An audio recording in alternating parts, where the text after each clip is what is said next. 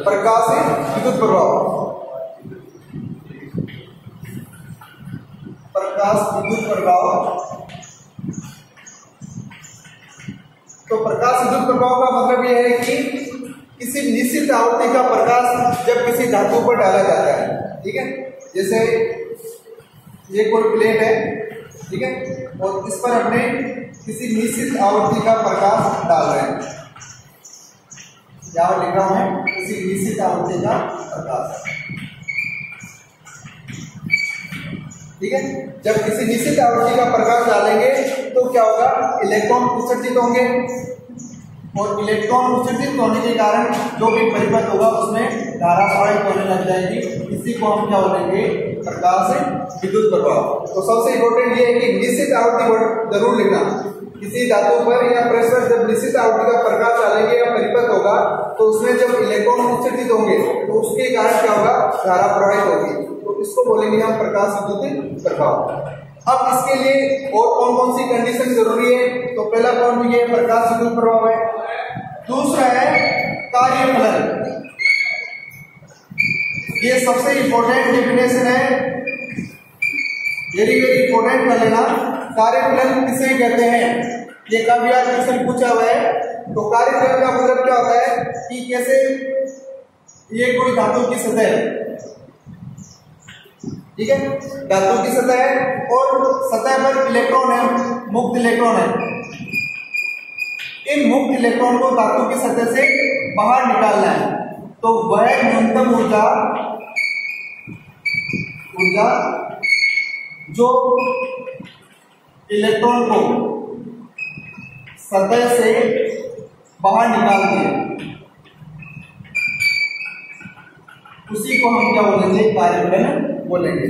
तो ये कोई धातु की सतह है और इस धातु की सतह से इलेक्ट्रॉन को क्या करना है, अपने को बाहर निकालना है, तो उसको हम क्या बोलेंगे, वह न्यूनतम ऊर्जा जो इलेक्ट्रॉन को सतह से बाहर मुक्त कर दे या बाहर निकाल दे, उसको क्या बोलेंगे, कार्यफलन। और इसका मात्रक होता है इलेक्ट्रॉन वोल्ट, ई से इसको क्या करेंगे, प्रदर्शित करेंगे। तो सबसे इंपॉर्टेंट डेफिनेशन, इसका तो नहीं क्वेश्चन पूछा, लेकिन इसका क्वेश्चन पूछा है कि कार्यफलन किसे कहते हैं, 1 नंबर की परिभाषा।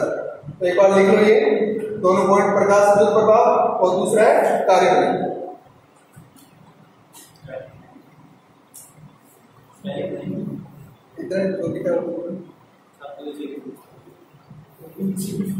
डेफिनेशन को अगर लिख लेंगे वह न्यूनतम ऊर्जा,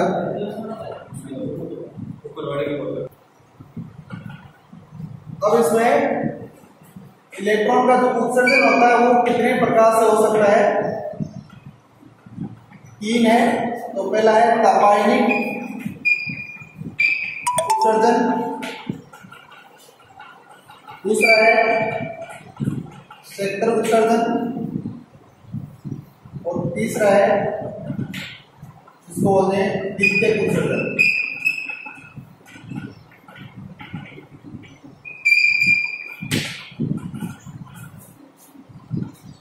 अब जो तापायनिक उत्सर्जन है, इसमें जैसे नाम से पता लग रहा है, तापायनिक का मतलब है जब किसी धातु को गर्म करेंगे, ये कोई धातु है उसको अपने गर्म कर रहे हैं, तो गर्म करने के बाद में जो इलेक्ट्रॉन उत्सर्जित होंगे उसको क्या बोलेंगे, तापायनिक उत्सर्जन बोलेंगे।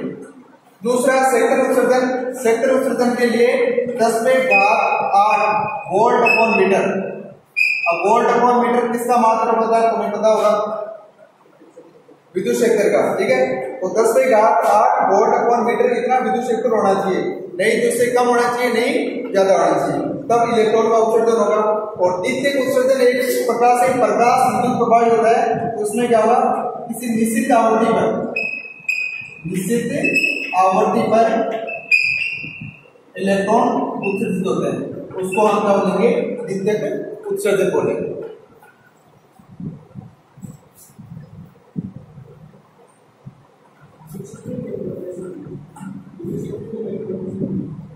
विद्युत क्षेत्र की उपस्थिति में लिख लेंगे,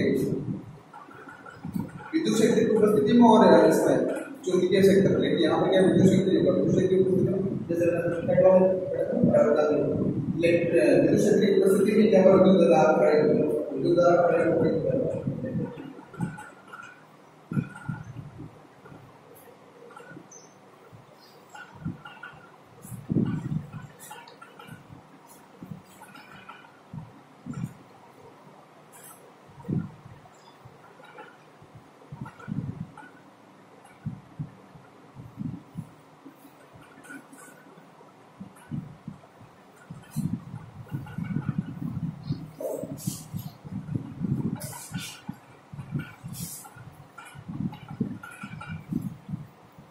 लिख लिया तो बता रहे हैं, थ्योरेटिकल चैप्टर है, डेरिवेशन मात्र एक या दो ही है इसमें, परिभाषाएं का क्वेश्चन है ज्यादातर।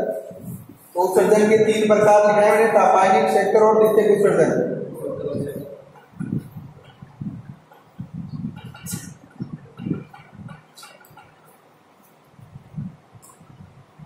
अब अगला पॉइंट देखो,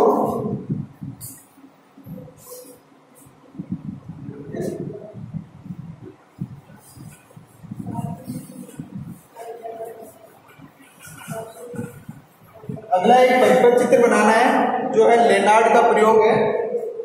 तो अगला पॉइंट लिखो, लेनार्ड प्रयोग।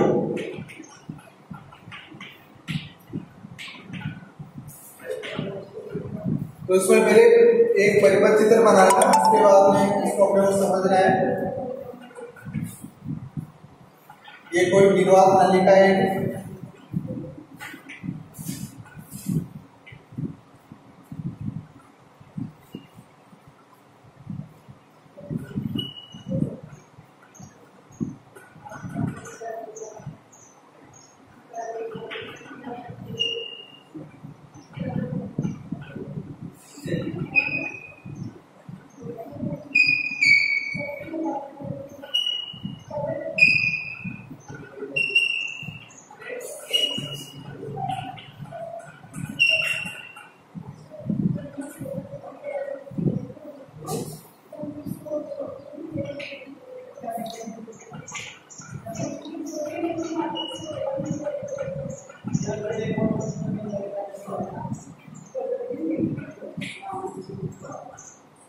ये सी यहाँ पे कैथोड है और ए यहाँ पे क्या है, एनोड है।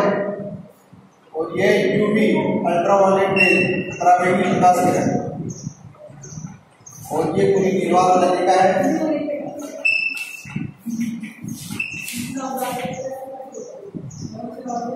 ये इसको संग्राहक प्लेट भी बोलेंगे, और ये उत्सर्जक प्लेट,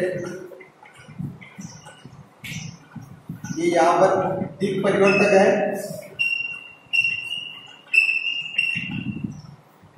और एमीटर है, और यहाँ पे वोल्टमीटर।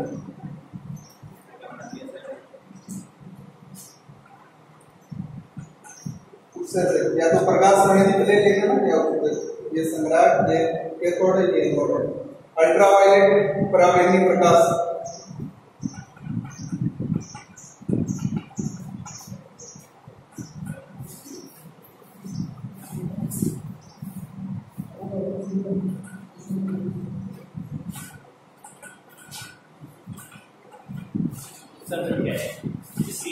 हाँ यहाँ से इलेक्ट्रॉन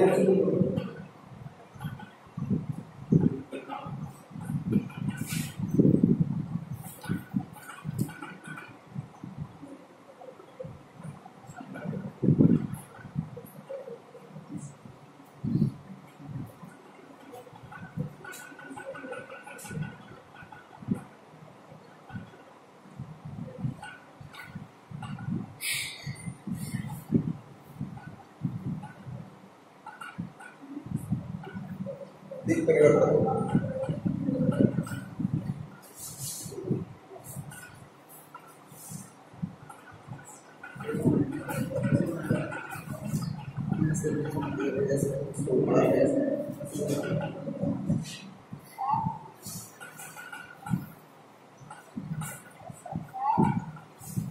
हाँ बेटा बता लिया,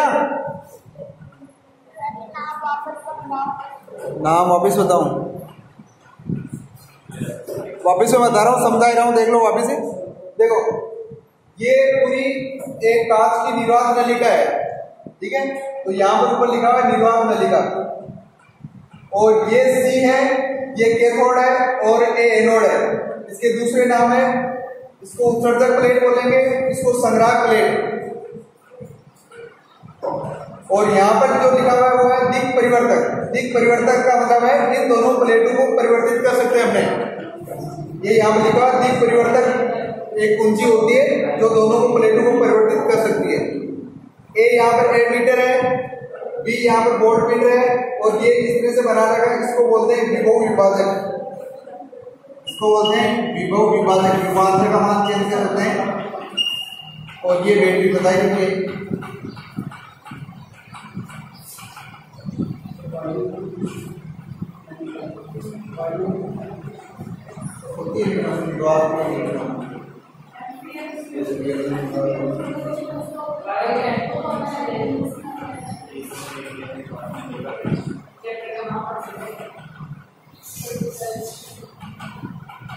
इसका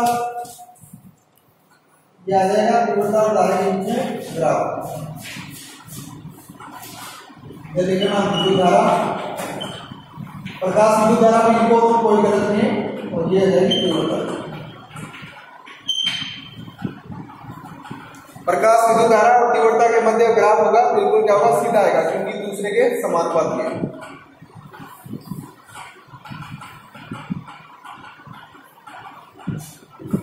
अब उसके बाद में दूसरा पॉइंट है, ये भी वेरी वेरी इंपॉर्टेंट है। अब उसको पहले समझ लेना, उसके बाद में लिखना।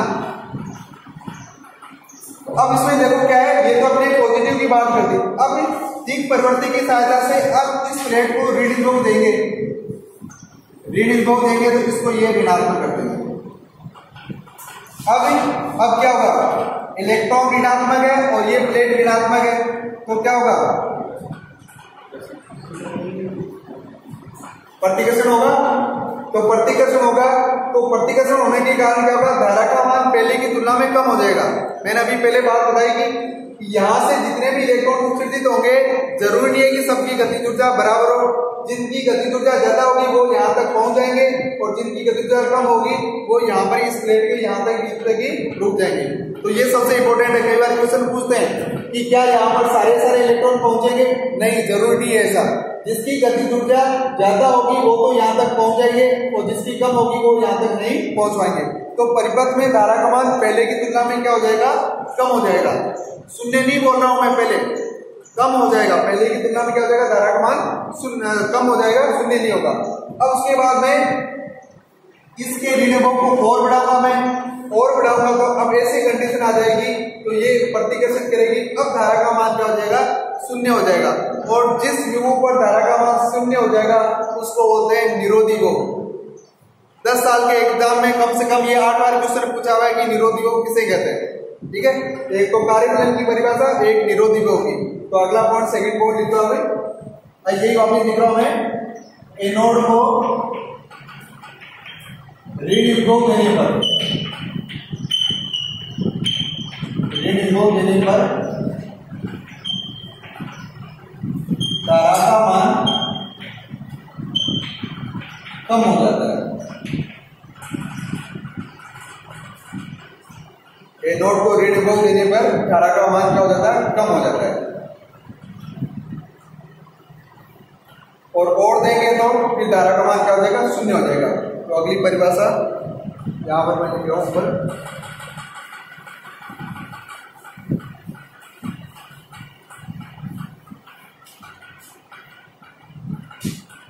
जिस विभव पर धारा का मान शून्य हो जाता है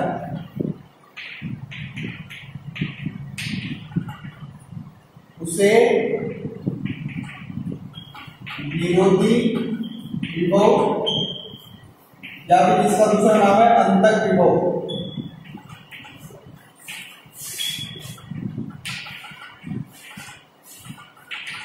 ये बड़ा इंपॉर्टेंट क्वेश्चन कर लेना इस चैप्टर का। एक नंबर का क्वेश्चन आएगा कि निरोधी विभव किसे कहते हैं। बस ये लाइन लिखनी है कि जिस विभव पर धारा का मान क्या होता है, शून्य हो जाता है, उसको निरोधी विभव या अंतक विभव कहते हैं।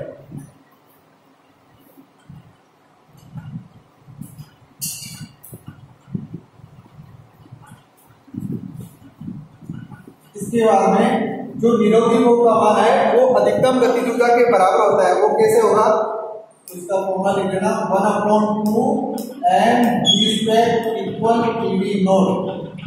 क्या ये फॉर्मूला अपने काम आएगा? इसका मतलब है जिसकी ज्यादा गतिज ऊर्जा होगी उसका निरोधी भोग क्या होगा, ज्यादा होगा। तो 1/2 mv² इक्वल ईवी नॉट।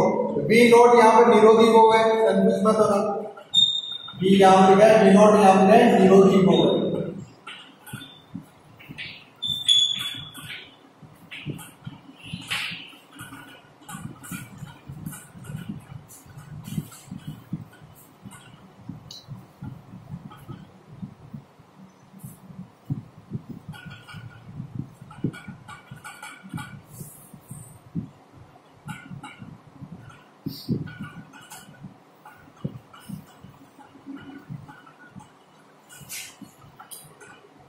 और काफी बार एग्जाम में पूछा हुआ है। अगली हेडिंग है आइंस्टीन प्रकाश विद्युत समीकरण। इसको भी वेरी वेरी इंपॉर्टेंट कर लेना। आइंस्टीन प्रकाश विद्युत समीकरण नहीं, वो नहीं है। अरे वो नहीं है,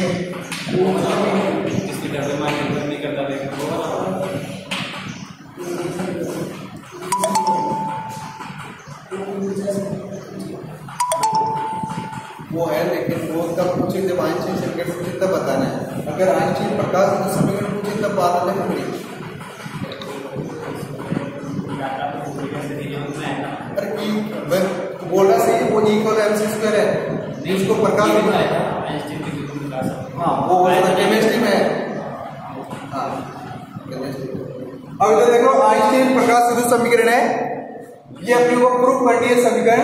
तो कैसे प्रूव कर लेंगे, तो E इक्वल है EK प्लस W। W या फाई नॉट यही बात है, वो कार्यक्रम को प्रदर्शित करता है। नीचे लिख रहा हूं, E का मतलब तो है फोटोन ऊर्जा और EK है गतिज ऊर्जा और W है कार्यक्रम। कई बुक में फाई नॉट लिखा हुआ है और तेज में W लिखा हुआ है, यही बात है। E बराबर है EK प्लस W। अब फोटोन क्या होता है, कोई बता सकता है क्या? E इक्वल है EK प्लस W।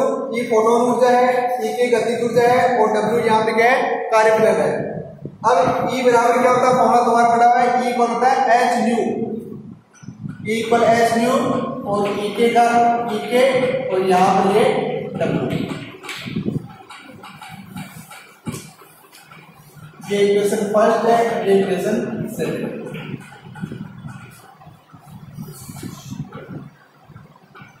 अब इसमें न्यू का मान न्यू नोट के बराबर है। न्यू नोट का मतलब है दिल्ली आवृत्ति। इसकी परिभाषा बताऊंगा। दिल्ली आवृत्ति का मतलब क्या होता है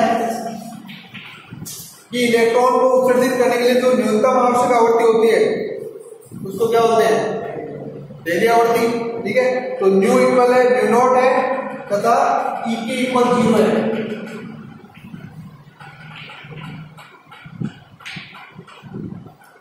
अब पहले ये देख लेना कि आइंस्टीन की इक्वेशन, आइंस्टीन प्रकाश विद्युत समीकरण E equal EK plus W मैंने क्यों लिखा है। इसका कारण ये है कि इधर समझो पहले कि कार्य जो E equal EK plus W का मतलब फोटोन एनर्जी का मतलब ये होगा कि ये जैसे धातु की सतह है। ठीक है, अब कार्यफलन का मतलब क्या होता है, इलेक्ट्रॉन को बाहर निकालना। सिर्फ कार्यफलन का काम कितना होगा, इलेक्ट्रॉन को बाहर निकालना। अब इलेक्ट्रॉन बाहर तो आ गए, लेकिन गति करने के लिए किसकी जरूरत पड़ेगी, गतिज ऊर्जा की। इसलिए ये फॉर्मूला टोटल क्या लिखा मैंने, E equal EK plus W। तो दोनों का योगदान है यहाँ पर। W का क्या योगदान रहेगा, सिर्फ धातु की सतह से इलेक्ट्रॉन को निकालना, और गतिज ऊर्जा का काम क्या होगा, जो इलेक्ट्रॉन निकल गए उनको आगे गति करवाना। तो दोनों का योगदान होता है EK और W का। तो ये एच न्यू इक्वल ई के प्लस डब्ल्यू। तो न्यू बराबर न्यू नॉट है, उसको बोलेंगे दहलीय आवृत्ति। दहलीय आवृत्ति का मतलब है जो न्यूनतम आवृत्ति जिस पर इलेक्ट्रॉन बाहर निकले, और तथा ई के बराबर है 0। अब इसको वैल्यू रख दो इसमें, तो क्या आ जाएगा, इसमें समीकरण 2 में रख देंगे, क्या आ जाएगा H new not equal 0 plus W. New equal new not है, न्यू तो है आवृत्ति और न्यू नॉट है दहलीय आवृत्ति। तो दहलीय आवृत्ति और ई के का मान यहाँ पे क्या कर दिया, 0 कर दिया। जब इलेक्ट्रॉन गति नहीं कर रहा है तब की बात आ रहा हूं मैं, तब इसका ई के का मान 0 होगा। तो H new not 0 plus W. अब इसकी वैल्यू रख दो समीकरण 2 में, तो समीकरण 2 में रखने के क्या जाएगा, एच न्यू इक्वल ई के और डब्ल्यू का मान क्या जाएगा, एच न्यू नॉट। ठीक है, अब इसको ऐसे ले आओ, तो H new minus H new not equal क्या जाएगा, ठीक है, एच कॉमन ले जाएंगे तो न्यू माइनस न्यू नॉट ठीक है, और ई के का मान किसके बराबर है, 1/2 एम जी स्क्वायर। और एम इसके लिए टीवी नॉट के इक्वल होते हैं। ये पूरी आयतन की प्रकाश हो सकते हैं। इसके बेस पर न्यूमेरिकल, सारे क्वेश्चन न्यूमेरिकल जो भी है इसी के आधार पर है।